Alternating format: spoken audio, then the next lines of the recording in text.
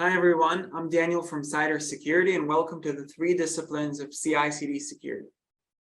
A short intro about myself. I'm the co-founder and CTO of Cider, based out of Tel Aviv, Israel.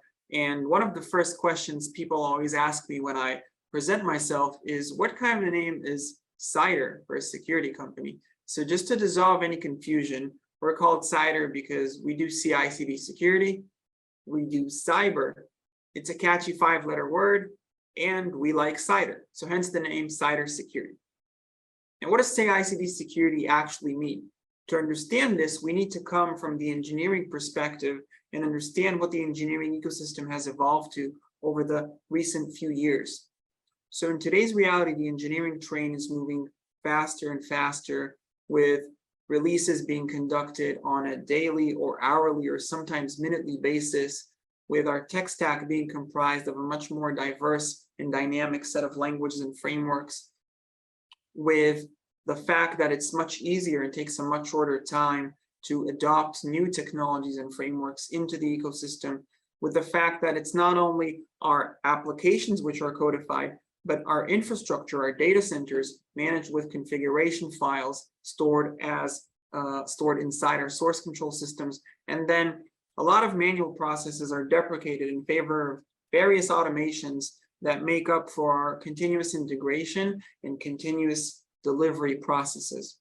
And a great testament to how much more automated engineering has become is this artifact detailing the number of monthly pipeline executions in Jenkins, which is by far the most widely used CI/CD system in the world. And we can see here that there are 58 million pipeline executions per month, with the number pretty much doubling itself every 2 years. So kind of the Moore's law of CI/CD. And this statistic has really changed reality of all involved parties, the engineers, the defenders, AppSec practitioners, and of course, the hackers and adversaries. And how well is security adapting to these changes? Well, it's safe to say that today's security teams are struggling to keep up with the speed and the velocity of the engineering train. And that's especially relevant in today's reality, where security is no longer a blocker, and security doesn't have the privilege it used to have, where everything needed to be explicitly approved by security teams before going to production. Organizations aren't willing to slow down the pace of engineering anymore for the sake of security. And this forces security to find a way to keep up with engineering. So let's talk a little bit more about the perspective of security of this new reality.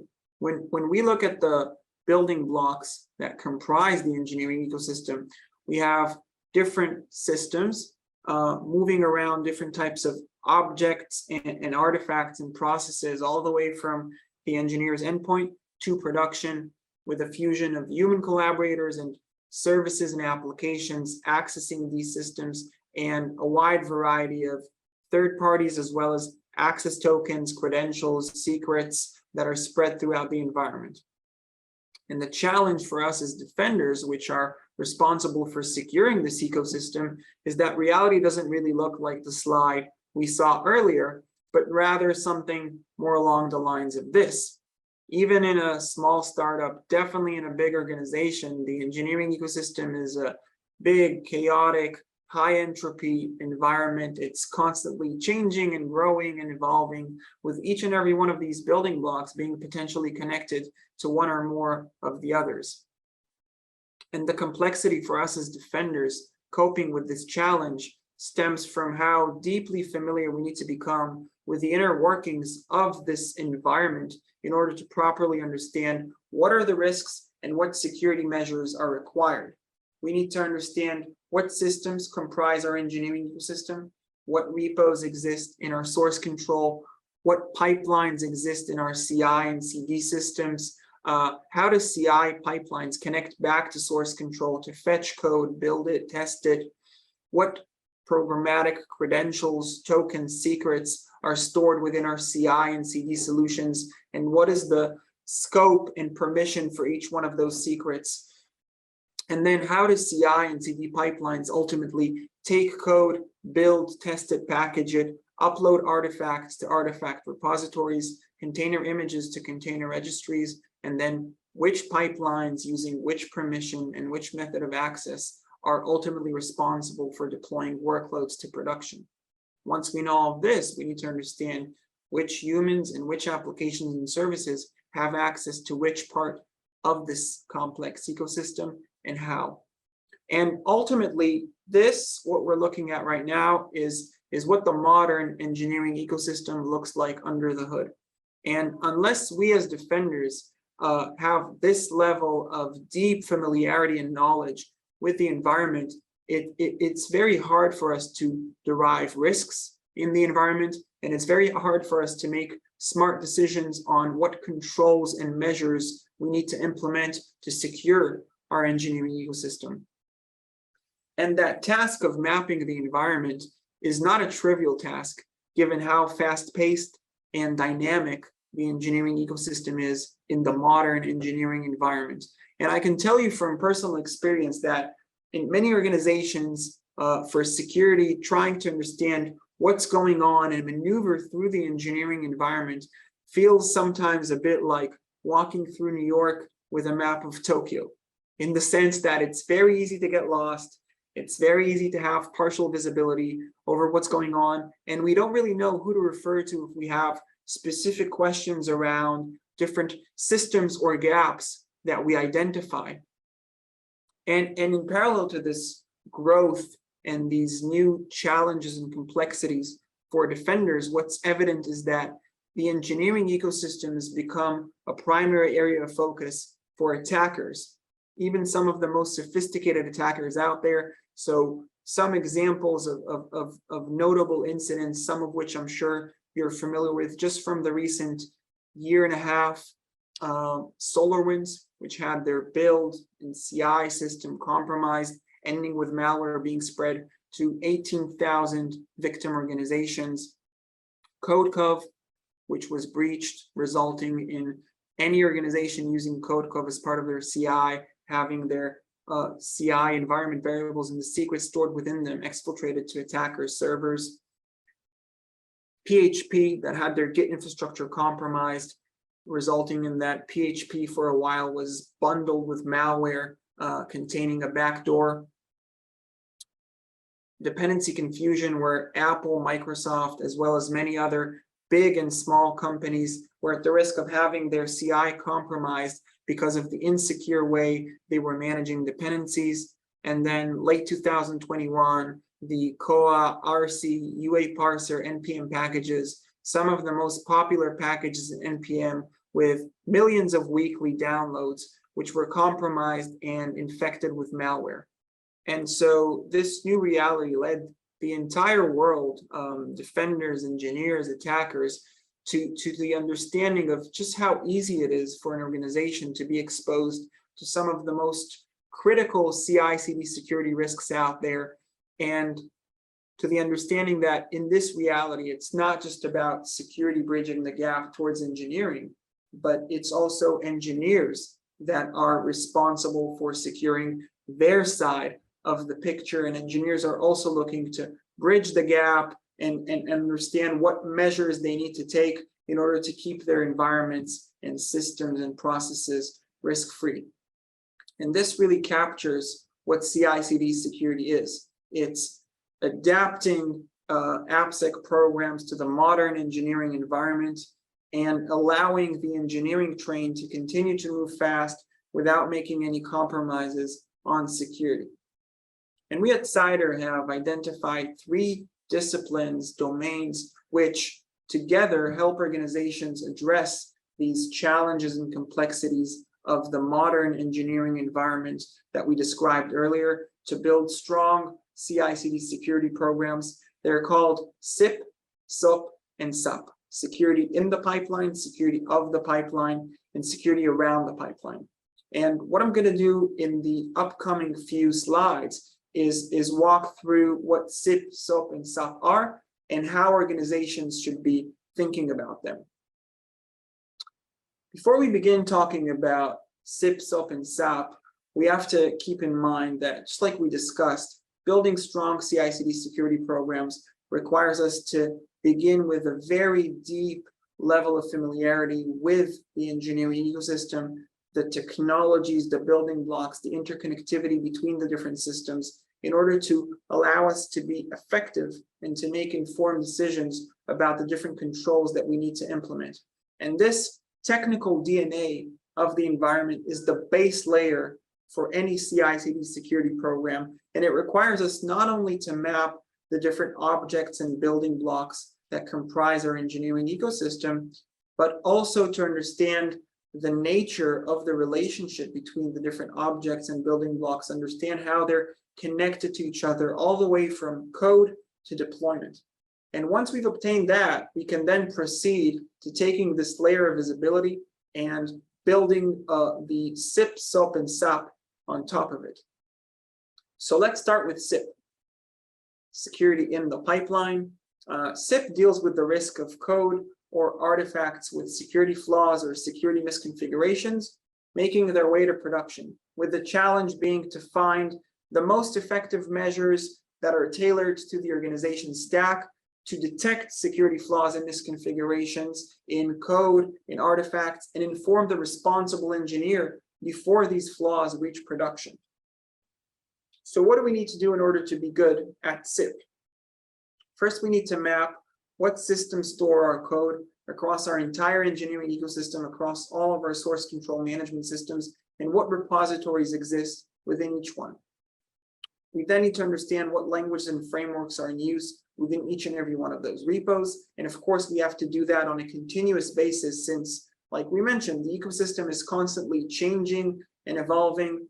And then in parallel, what we have to do is map what are the different types of solutions, scanners, engines that are relevant to those technologies that we've detected the organization is using for development, to be able to then find the security flaws and the security misconfigurations in a manner that's most effective for the languages that we're using. So I've added some logos of a few example open source scanners. Obviously, this is just a small subset of the different scanners and engines that exist out there. There's a combination of open source and commercial scanners. I'm sure you're familiar with some of these logos or maybe even using them in your organization.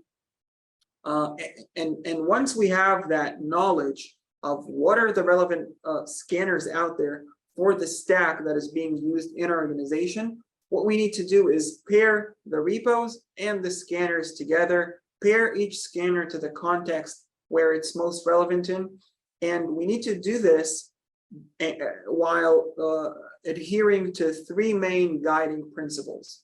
The first, we need to be able to implement the scanners fast at the speed of engineering. We need to be able to implement them without requiring any ops overhead for the implementation. And then the last one is we have to be able to implement them in a manner that is not disruptive or harmful in any way to the nature and the velocity of the engineering train. But that's not where it ends. After we've mapped those technologies, understood what are the different scanners which are applicable, and even after we found the frictionless way to implement them, we have to consider the fact that each and every one of those scanners that we're using has its own format, its own way of generating output. They're not necessarily compliant with each other in relation to how they generate output. They're not designed to coexist with each other. But of course, for us, we don't want to examine the results in different panes of glass. The management overhead, the complexity is too big. So we need to build a unified pane of glass for being able to view issues and misconfigurations across all of our code and artifacts, across all of our repos, across all of our SCMs in one single place. And once we have that unified pane of glass, and once we're able to look at all the results in a single centralized location, we then not only have reduced that management overhead of working with multiple panes of glass at once, but then we also have the ability to use one single consistent method to shift those findings to whichever destination we want in the organization, to whichever developer or DevOps engineer because there is one consistent format for the finding. So that is security in the pipeline. And the next pillar is SOAP, security of the pipeline.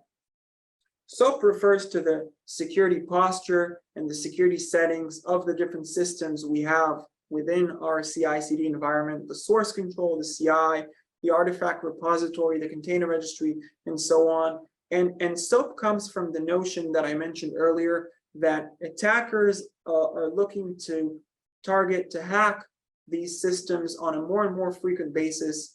Even the most sophisticated hackers out there are looking for ways to run malicious code in CI, to get to the source control system, to get access to developer workstations.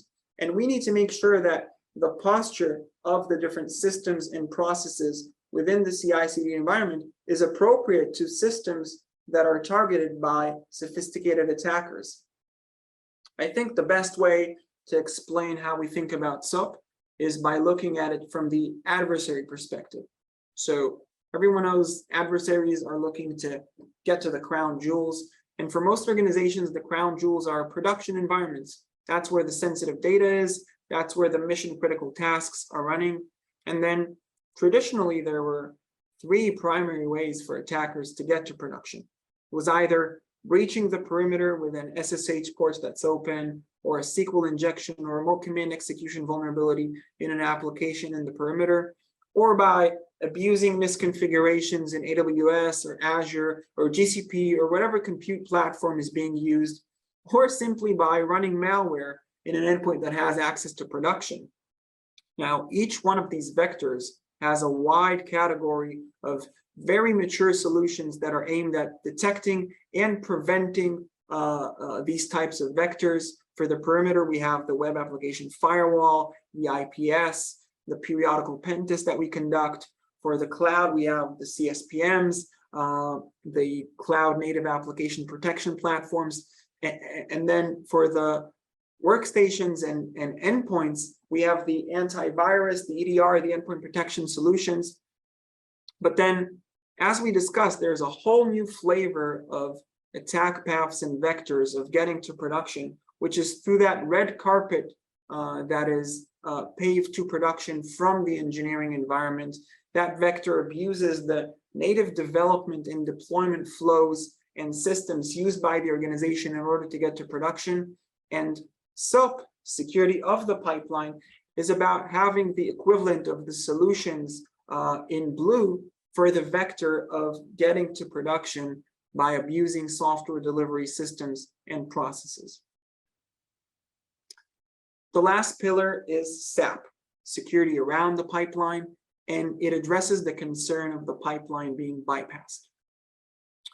So when we look at CI/CD environments, we have a production environment with a pipeline that has code and artifacts flowing all the way through it from a developer's workstation to production. And like we said, we have SOAP, security of the pipeline, which is the layer that protects the pipeline and the systems and processes themselves. And we have SIP, which is focused on finding flaws and misconfigurations in the code that we're shipping through the pipeline. But then even if we're perfect at them, even if we have world-class SIP and SOAP, it doesn't mean a lot if someone can connect directly to Kubernetes and ship a malicious container to production, or connect directly to AWS and modify some Lambda code in a manner that's not consistent with whatever we have in source control. And so SAP is about taking all the effective measures to make sure that the pipeline isn't bypassed and that everything that ended up in production originated from the pipeline and had undergone all the necessary measures and controls that we as defenders instilled into the process. And if we want to do SAP effectively, we need to be able to answer two main questions. One, is everything in production originating from the pipeline?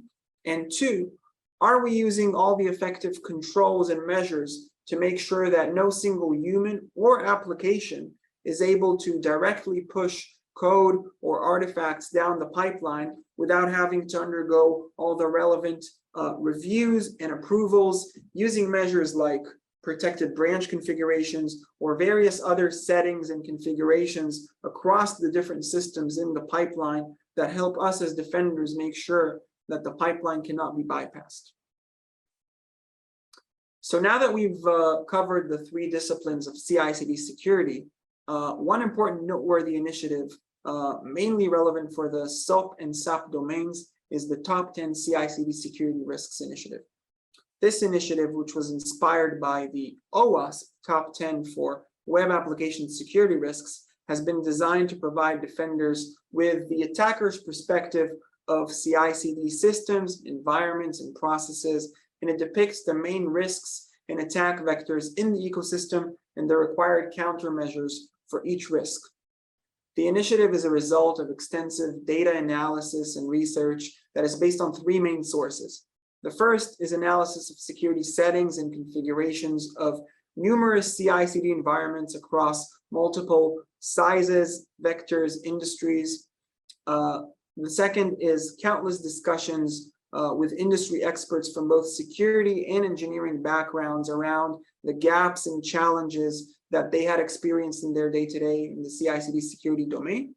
And the last is deep research into numerous publications about the anatomy and nature of security incidents from the past few years within the CI/CD security domain. And the result was a very extensive document containing each of the top 10 risks, which you see in the screen right now, with each risk being built of a technical description, the impact on the environment, suggested recommendations, and references to notable incidents that were made possible due to the existence of these risks. The top 10 risks are in front of you right now, and of course you can find the actual 40-page document with all the different risks in Cider's website in the URL at the bottom of the screen. And now a few takeaways. The first one for defenders. The modern engineering environment requires a modern AppSec approach. AppSec is no longer just about scanning the code for security flaws and security misconfigurations. We need to build an overarching security umbrella over the entire over the entire software delivery chain, all the way from code to deployment. And to address the challenges of today, we need to be thinking about SIP, SOP, and SAP. Second takeaway is for engineers. Bridging the gap between security and engineering requires an effort from both parties, security and engineering. However, security have a bigger gap to bridge in understanding the nature and elements within the engineering ecosystem. So be patient with your AppSec teams. We have a lot to catch up on. And the third one, for hackers, you've done your fair share of damage for the last 2 years. So if there are any hackers in the audience, please take a break, rest. Let us prepare for the next round of incidents. Thank you. I'm available for any questions that you may have. Daniel has come online to take any questions, and we would appreciate if you post them on the Hua app, please. Thank you.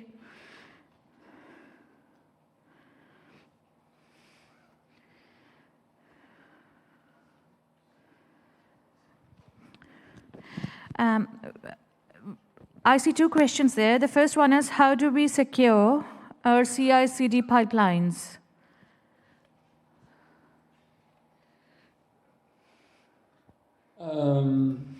So hi everyone. I think it's a short question, but the answer is quite complex. But securing CI/CD pipelines includes some of the measures that we discussed during the talk. It requires understanding what are the different systems and processes in use, having the visibility over the environment, mapping the attack surface, and then applying various controls and measures for each individual system and for the process itself. So I would refer to the top 10 CI/CD security risk as a reference to begin, and then continue from there.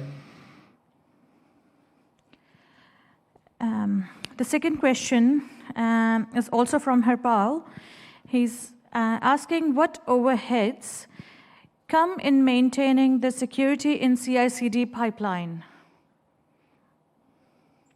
So I think, again, I don't think security in CI/CD pipelines is different from security in other types of systems. So the objective is to, again, for security to map the types of risks that exist in relevance to those systems.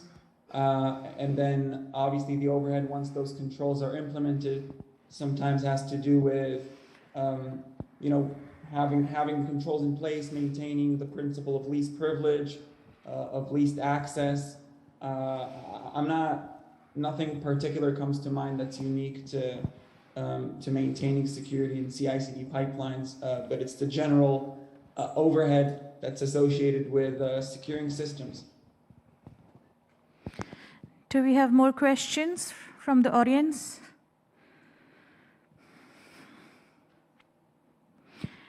I think that should be all. Thank you so much for coming online to answer the questions, Daniel. Sure. Please help me in thanking Daniel for his recorded presentation. Thank you. Thank you.